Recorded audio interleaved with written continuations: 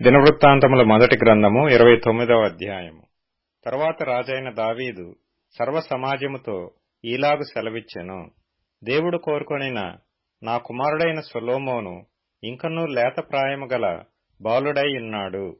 కట్టబోవు ఆలయము మనుషునికి కాదు, దేవుడైన యెహోవాకే గనుక ఈ పని బహు గొప్పది.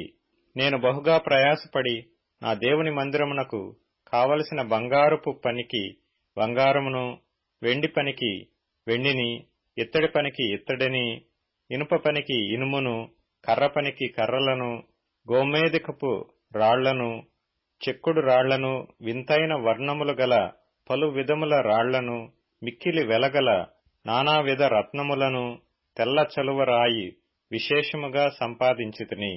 మరియు నా దేవుని మందిరము మీద నాకు కలిగియున్న మక్కువ చేత నేను ఆ ప్రతిష్ఠితమైన మందిరము నిమిత్తము సంపాదించియించిన వస్తువులు గాక నా స్వంతమైన బంగారమును వెండిని నా దేవుని మందిరము నిమిత్తము నేనిచ్చెదను.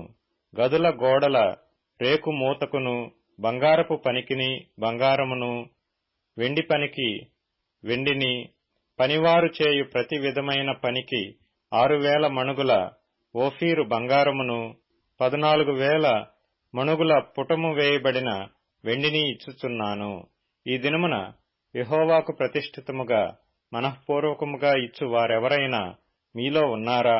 అప్పుడు పితరుల ఇండ్లకు అధిపతులను, ఇశ్రాయేలీల గోత్రపు అధిపతులను, సహస్రాధిపతులను, శతాధిపతులను, రాజు పనిమీద నియమింపబడిన అధిపతులను కలిసి మనఃపూర్వకముగా దేవుని మందిరపు పనికి 10,000 మణుగుల బంగారమును, 20,000 మణుగుల బంగారపు ద్రాములను, 20,000 మణుగుల వెండిని, 36,000 మణుగుల ఇత్తడిని, 2,00,000 మణుగుల ఇనుమును ఇచ్చిరి. తమ యొద్ద రత్నములున్నవారు వాటిని తెచ్చి యెహోవా మందిరపు బొకసము మీదనున్న గెర్షోనీయుడైన యెహీయేలునకు ఇచ్చిరి. వారు పూర్ణ మనస్సుతో యెహోవాకు ఇచ్చియుండిరి గనుక వారు అలాగు మనఃపూర్వకముగా ఇచ్చినందుకు జనులు సంతోషపడిరి. రాజైన దావీదు కూడాను బహుగా సంతోషపడి సమాజము పూర్ణముగా ఉండగా యెహోవాకు ఇట్లు స్తోత్రములు చెల్లించెను. మాకు తండ్రిగానున్న ఇశ్రాయేలీల దేవా యెహోవా, నిరంతరము నీవు స్తోత్రార్హుడువు. యెహోవా, భూమి ఆకాశముల యందుండు సమస్తమును నీ వశము. మహాత్మ్యమును, పరాక్రమమును, ప్రభావమును, తేజస్సును, ఘనతయు నీకే చెందుతున్నవి. యెహోవా, రాజ్యము నీది. నీవు అందరి మీదను నిన్ను అధిపతిగా హెచ్చించుకొనియున్నావు. ఐశ్వర్యమును, గొప్పతనమును నీ వలన కలుగును. నీవు సమస్తమును ఏలువాడవు. బలమును, పరాక్రమమును నీ దానములు. హెచ్చించువాడవును, అందరికీ బలము ఇచ్చువాడవును నీవే. మా దేవా, మేము నీకు కృతజ్ఞతాస్తుతులు చెల్లించుచున్నాము. ప్రభావము గల నీ నామమును కొనియాడుచున్నాము. ఈ ప్రకారము మనఃపూర్వకముగా ఇచ్చు సామర్థ్యము మాకుండుటకు నేనెంత మాత్రపు వాడను? నా జనులెంత మాత్రపు వారు? సమస్తమును నీ వలననే కలిగను గదా. నీ స్వసంపాద్యములో కొంత మేము నీకిచ్చియున్నాము. మా పితరులందరి వలనే మేమును నీ సన్నిధిని అతిథులమును పరదేశులమునై ఉన్నాము. మా భూనివాస కాలము నీడయంత అస్థిరము, స్థిరముగా ఉన్నవాడొకడునూ లేడు. మా దేవా యెహోవా, నీ పరిశుద్ధ నామము యొక్క ఘనత కొరకు మందిరమును కట్టించుటకై మేము సమకూర్చిన ఈ వస్తు సముదాయమును నీ వలన కలిగినదే. అంతయు నీది అయి ఉన్నది. నా దేవా, నీవు హృదయ పరిశోధన చేయిచు యథార్థవంతుల యందు ఇష్టపడుచున్నావని నేనెరుగుదును.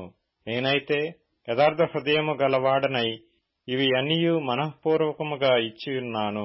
ఇప్పుడు ఇక్కడ నుండి నీ జనులను నీకు మనఃపూర్వకముగా ఇచ్చుట చూచి సంతోషించుచున్నాను.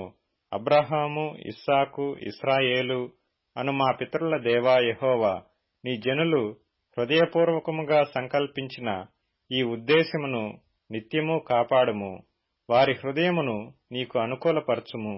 నా కుమారుడైన సొలొమోను నీ ఆజ్ఞలను, నీ శాసనములను నీ కట్టడలను గైకొనుచు వాటినన్నిటినీ అనుసరించున్నట్లును నేను కట్టదలిచిన ఈ ఆలయమును కట్టించున్నట్లును అతనికి నిర్దోషమైన హృదయము దయచేయము. ఇలాగ పలికిన తరువాత దావీదు, ఇప్పుడు మీ దేవుడైన యెహోవాను స్తుతించుడని సమాజకులందరితో చెప్పగా, వారందరూ తమ పితరుల దేవుడైన యెహోవాను స్తుతించి యెహోవా సన్నిధిని రాజు ముందరను తలవంచి నమస్కారము చేసిరి. తరువాత వారు యెహోవాకు బలులు అర్పించిరి. మరునాడు దహనబలిగా 1000 ఎద్దులను, 1000 గొర్రె పొట్టేళ్లను, 1000 గొర్రెపిల్లలను వాటి పానార్పణలతో కూడా ఇశ్రాయేలీలందరి సంఖ్యకు తగునట్టుగా అర్పించిరి.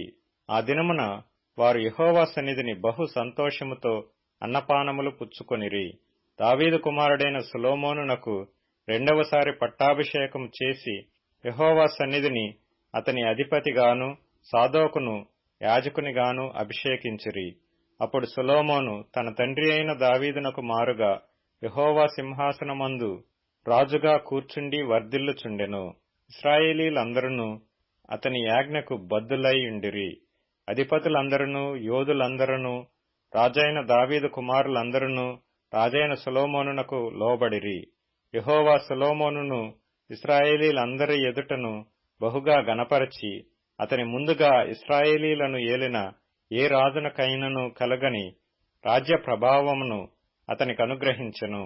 యెషయి కుమారుడైన దావీదు ఇశ్రాయేలీలందరి మీద రాజయ్యుండెను. అతడు ఇశ్రాయేలీలను ఏలిన కాలము 40 సంవత్సరములు. హెబ్రోనులో 7 సంవత్సరములను, యెరూషలేములో 33 సంవత్సరములను అతడు ఏలెను. అతడు వృద్ధాప్యము వచ్చిన వాడై ఐశ్వర్య ప్రభావములు కలిగి మంచి ముదిమిలో మరణమొందెను. అతని తరువాత అతని కుమారుడైన సొలొమోను అతనికి మారుగా రాజాయెను.